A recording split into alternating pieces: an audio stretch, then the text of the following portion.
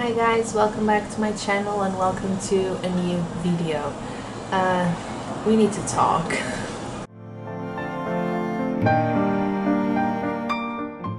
So last week I didn't upload a video, but the week before that I did, and now you can't see it anymore. I decided to delete that video because I was not happy with it at all. I'm really sorry about the noise by the way, but the window is open because it's really warm and you can probably hear some noises, but sorry. Yeah, I was rambling for 15 minutes straight about changing our reading preferences and how we should do that. We should be open-minded, we should try and read out of our comfort zone. I consider classics to be my comfort zone because that's what I studied and that's what I read the most, but I've been trying to read out of my comfort zone, read different things, authors that are new to me, new genres, and I was just trying to say that basically, but it took me 15 minutes. I really think that we shouldn't force ourselves to read something just because we think that that's what people want. We see a lot of famous popular booktubers going on a break for 6 months because they're not happy with their content at all, and they need a break and they need to admit to themselves and their audience that they want to read different things and they want to film different videos of different types of videos. I understand how that can be frustrating because you feel like, no, I can't read this book because I'm going to lose subscribers or views because people are expecting me to read a certain book or a certain author, genre, whatever. And I was just trying to say that I think that's wrong and I think we should read whatever we want, and I think it's a good thing for us to read out of our comfort zones because that way we get to, you know, experience different things and learn, and just maybe we'll find new favorites. And that was it. It took me 15 minutes to say this. So basically I did this sort of experience.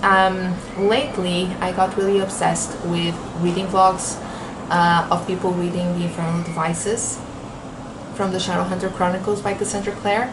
I have never read anything by Cassandra Clare, but I enjoyed those vlogs so much because people are just so excited and they cry and they laugh, and I'm like, I want that. So I did my homework. I listened to some booktubers that I follow whose opinions are really valued, and they said, you know what, you can read Infernal Devices without reading the Mortal Instruments, because I'm not that interested in the Mortal Instruments series. I'm really interested in the Infernal Devices because it is set in London during the Victorian period, and I love that. The fact that it's YA still, you know, bothers me a little bit. If you follow my channel, you know, whenever I ask for recommendations, I always say please don't recommend YA because I can't seem to relate to any YA book. I've tried before, but this experience was all about reading out of our comfort zones, right? So I decided to try it. I didn't read Clockwork Angel, the book. I read a sample. So on my reader I got the prologue and the first 2 chapters. I actually thought the sample included the 3rd chapter, but it didn't. It only had like the front page saying chapter 3. So yeah, the prologue and 2 chapters. Cassandra Clare's chapters are long, so that was good. And I read it, and now I'm here to give you my feedback. So there were a couple of things that I liked and a couple of things that I didn't like. The point is, I'm going to keep the book on my wish list. I think I'm going to read it eventually, just not right now. It was not something like, oh my god, I need to read this book right away, I'm just so invested. No. But I can totally see myself reading it one day, and that's why I'm going to keep it. And maybe I'm going to enjoy it a lot more, because I only read 3 chapters. I mean, if you count the prologue as a chapter. I was not a fan of the prologue. I usually don't really like prologues. I just feel like really left out because things are happening and I have no idea what is happening, and I feel left out as a reader. But that's my issue with prologues. So this prologue was well written. I really liked the description of the streets and, you know, the people. I'm going to obviously spoil a little bit, so if you haven't read this book and you don't know what I'm talking about, I'm sorry. When they start talking about the dagger they found, I think, when they found a girl who was murdered nearby, they were just saying words. Like I couldn't understand what they were saying or what they were trying to imply, so I was not a big fan of the prologue, but at the same time, you know, it was well written, it gave me a context and I could visualize it, and that was fine. On chapter 1 and chapter 2, we are introduced to Tessa Gray. I believe she is the main female protagonist in this series, The Infernal Devices, but I could be wrong. So she has the Clockwork Angel necklace, and she talks a little bit about it, but she is, oh my god, those are big bees. Are those bees? So Tessa Gray got to the UK, and she's supposed to meet her brother, but her brother couldn't make it, so she goes home with Mrs. Black and Mrs. Dark, who are sisters. Can we just talk about, are they sisters? No, I think she calls them the Dark Sisters. But can we just talk about these names?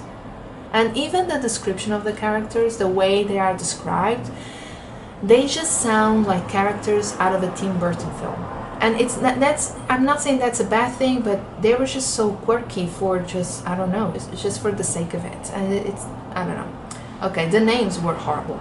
And she goes home with them. They lock her away at home, and this, I think that when we not see, but when we know that Tessa is at their house, this has been going on for 6 weeks. Tessa seems like a very submissive character. It's like she accepted that that's her life now. Okay, she has to do some things for the Dark Sisters in order to save her brother, because they say that if you don't do what we ask for, we're going to hurt your brother. Okay, I understand why she would, you know, do whatever they ask, but she doesn't look like she's going to try and come up with a plan of getting closer to them, try to find out what they're up to, where her brother is. I mean, she's just accepted that this is her life now. There's a maid who picks her up every day and takes her to the Dark Sisters' office. She does whatever they ask and she comes back. So the maid comes, right, and takes her to the Dark Sisters' office, and she's supposed to do the change. I really enjoyed that part. I liked how she, you know, described what the change is. So basically Tessa has this power, this ability she didn't know she had. She can hold someone's objects and she is going to change into that person, and I believe that these people are dead, and they ask questions and that person answers. She's just there as sort of a connection. She's not actually talking or anything like that. So she changes into the little girl that not we, but that the boys found dead in an alley during the prologue. And they ask her questions, and the little girl is talking, and you get to see how Tessa is dealing with that change. So that part was interesting, and I liked it. I would like to know more about it. After that, she tried to run away. It was really weird because, like I said, she doesn't look like she's going to try to escape. She just accepted that lifestyle. But when the maid tells her that she's going to be introduced to this really important guy who wants to marry her, she just freaks out and she sort of kills the maid, I believe, but she wasn't really human, and runs away, but she's caught. And I was just like, wow, when they mention marriage, she just ran away, you know? Commitment issues? I'm kidding. It was weird. Like, she didn't do anything up until that point. 6 weeks doing the same thing all the time, and then, you know, I'm going to try and run away because this guy that I don't know wants to marry me. So she's caught, right? And William, I think that's his name, the guy from the prologue, shows up. He's there to save her. He didn't know she existed until like 10 minutes before. I believe that he picked up on the fact that she changed into the little girl, and he's like investigating her death. I don't know, this is just me assuming. And so yeah, there's a fight, and you know, they're running away. Something that I really didn't like was that, okay, so they're kids, right? They're 17, 18-year-olds. He's very sassy. He doesn't appreciate his jokes, which is fine. At some point, they start throwing like literary references to each other. You know, like he mentioned something about hell because it's hot, and she says that like Dan's perspective, hell is not hot, it's like actually frozen. And I'm like, why are you mentioning this? You're running away. You're trying not to get caught again. There are people after you, literally, you can hear their screams, and you just stopped to, correct this guy that you don't know about Dante's Inferno and Dante's perspective on hell. She was annoyed. At that point, I was annoyed. Because, it's not the time or place for you to tutor this boy who's trying to save your life and getting you out of there, the fight scene was a little bit messy. It's a book that has its flaws, I can tell right away, but I still think that I can read it one day when I feel like I'm in a reading slump, when I feel like I need something easygoing, fast-paced. I think this is a book that I could read if I'm going through a phase like that, but not right now. I'm happy that I read it, the sample, because now I know that it's not a book that, I don't know, it didn't grasp my attention to the point that I need to read it right away.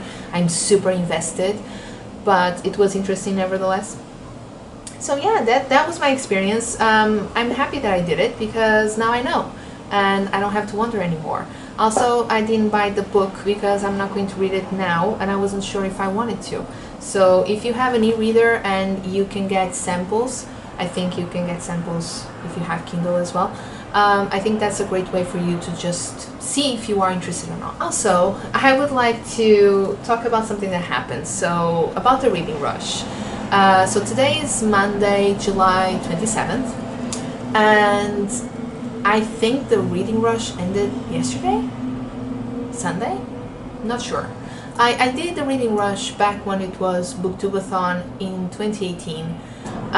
So I didn't even pay attention when they start talking about the reading rush on Twitter and Instagram. I didn't watch the videos announcing the challenges and stuff. This morning I went on Twitter and everybody was talking about how insensitive and unprofessional the creators were because they picked a book like as a group book, the readathon or the reading rush group book. And it's Such a Fun Age by Kylie Reid. Sorry if I'm mispronouncing the name. And they did a live show on Instagram yesterday, I think, last night. And they were laughing about the fact that they didn't read the book. It was their group book and they did not prioritize that book. It is a book by a black author. It sort of shows a book by a black author as a way like let's amplify black authors' voices and their books, and then they didn't read the book, so they got points and then they just fell flat. And people were really upset about it, and I agree, shouldn't have laughed about the fact they didn't. But something that really annoyed me was that a very popular booktuber with thousands of followers was a host during the reading rush. And she didn't say anything during the week, and this happened last night, so today she tweeted something about it, how she was not happy with what they did last night and their actions were not correct, and I agree. She was also upset, and this is what upset me. She said that she couldn't see herself doing the reading rush next year because she thought that there were a lot of things that were wrong with the reading rush and they were insensitive, not just because of the situation with the book last night, but also because they announced the reading rush 2020 on Juneteenth, so 19th of June. If you don't know what Juneteenth is a holiday that celebrates the emancipation of slaves in Texas. I think it started in Texas and now obviously it's a holiday, and they sort of released the video on Juneteenth. My question, because I saw a lot of people replying to her tweet saying thank you so much for talking about this because you have a huge platform and obviously it's easier for you to just talk because you will reach a lot of people, and thank you for amplifying our voices and stuff. But my question is, why did this person, and then I noticed that a lot of people were also doing the same thing and tweeting more or less the same thing, hosts, decided to talk about that they announced the reading rush on Juneteenth now.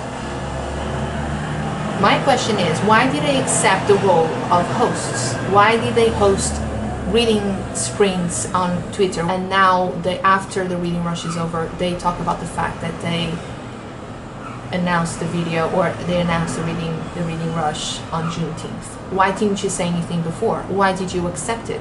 Why did you participate? And no one said anything. I'm sure that not a lot of people noticed. I didn't know because I only saw it now, because when they mentioned it, when I read the tweets, I went on YouTube and looked for the video to check if it was actually uploaded on Juneteenth, and it was, but I didn't see like comments of people talking about it, because I didn't follow the reading rush this year at all. I've seen a lot of people doing that. I don't know if they're just following others, but it sounded weird. And you know, if you noticed that they were being sensitive about these issues before the reading rush, so why did you accept the role? You know, I don't know if that's what happened or not. I was just wanted to talk about it a little bit, because I felt like not a lot of people question it.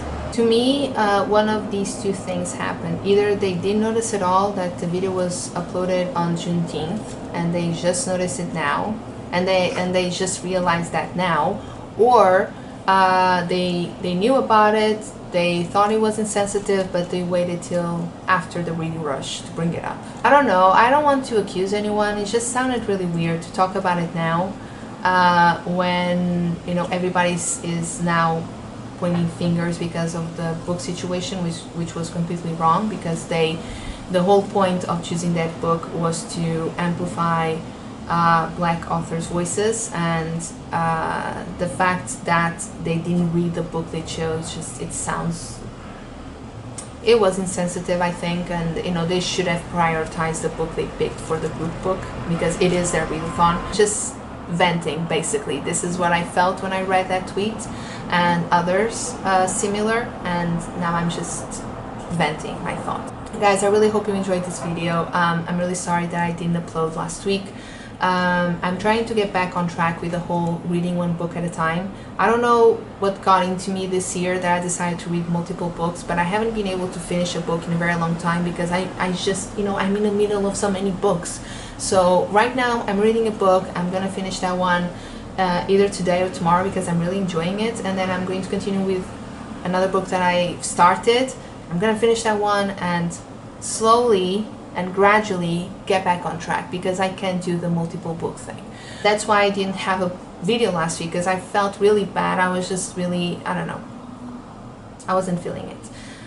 But I am now, so I'm back. I really hope you enjoyed this video, and thank you so much for watching. Please let me know if you've tried the Infernal Devices before, if you are a fan, if I should continue reading, if things are going to get better, if you agree with my feedback or not. And I'll talk to you very, very soon. Bye!